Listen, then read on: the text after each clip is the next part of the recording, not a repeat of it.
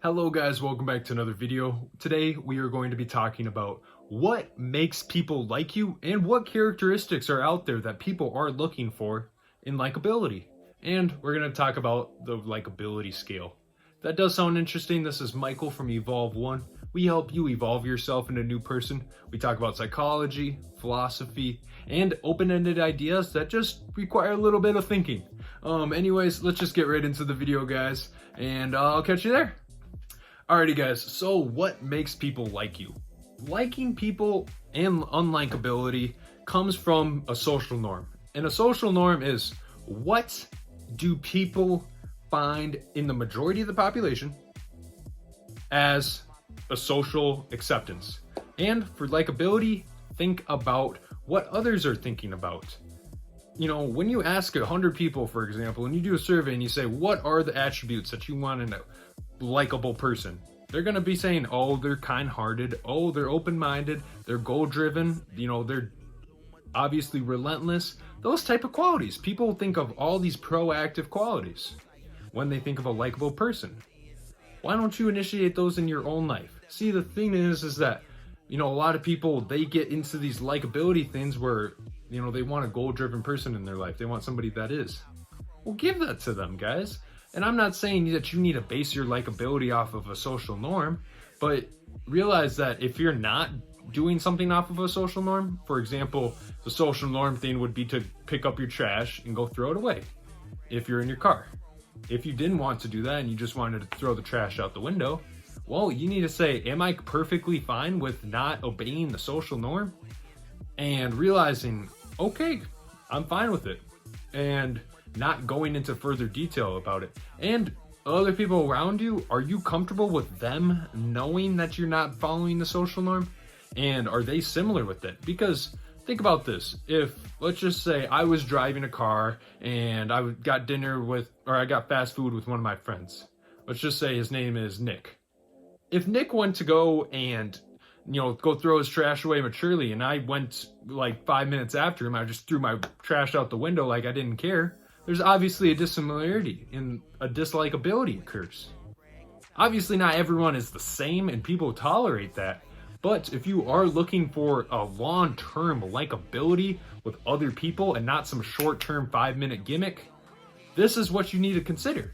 And you need to say, hey, if I don't have these right values of keeping the environment healthy, I'm keep going on in this example, but let's just say I'm keep throwing the trash out and I'm being perfectly fine with it. Nick is going to have to say something to me about it if he has a severe problem with it, or he's just going to blow it off.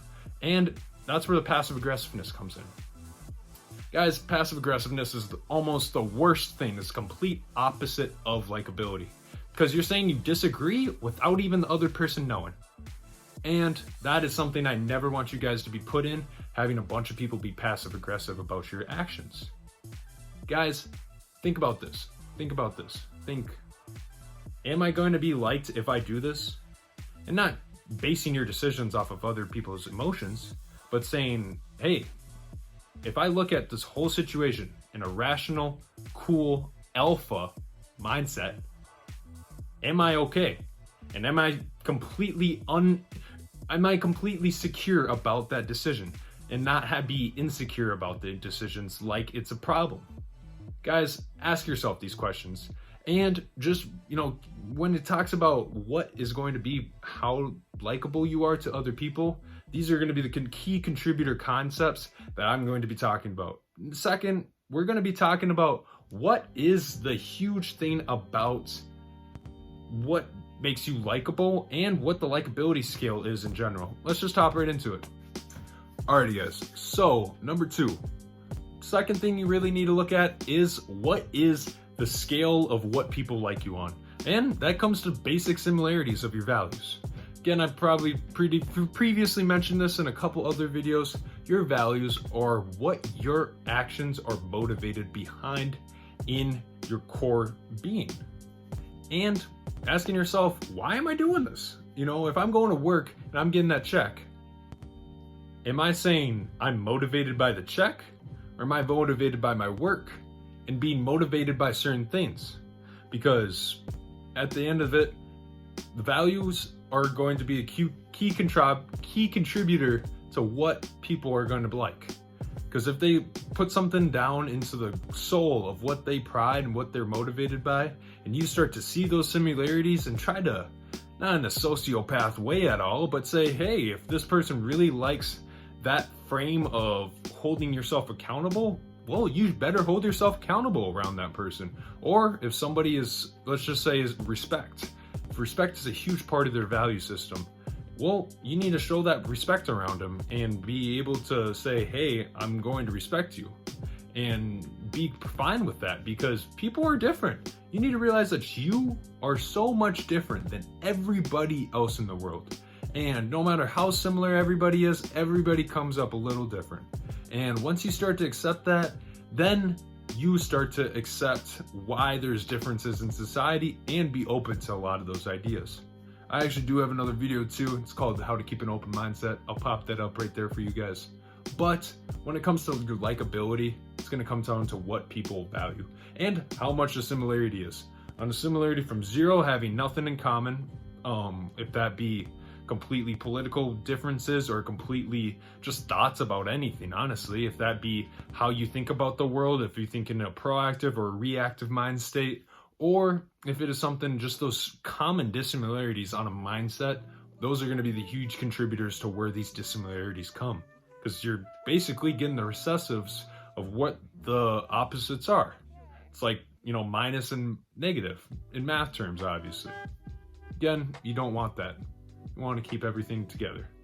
But anyways, with this in mind, when it comes to the scale of being 0, no likability at all, hate each other, to 10 being, hey, we are like literally the same person, you want to be at a 5 with everybody. I'm being completely honest. Not everybody needs to like you so much where you're just like completely enjoyed, and you just need to have that, because I've realized with likability, you become dependent on it very, very fast. And likability is something that a lot of people get insecure about at the end of the day. See, the thing is that, likability, it's going to come, from others loving you, but at the end of the day, you need to love yourself. Guys, if you have any more questions about this is kind of the end of the video. Honestly, likability is one of those things, it comes naturally once you accept yourself. Long story short, but here's little insights that I gave you guys and a couple questions to ask yourself. If you have any more questions, just please be free to comment down below. Again, subscribe to Evolve One. Again, we talk about psychology, open-ended ideas, and anything in the future when it comes to how you can be more productive and how you can be better and more successful in your life. Hope you guys all have a great day. Bye now.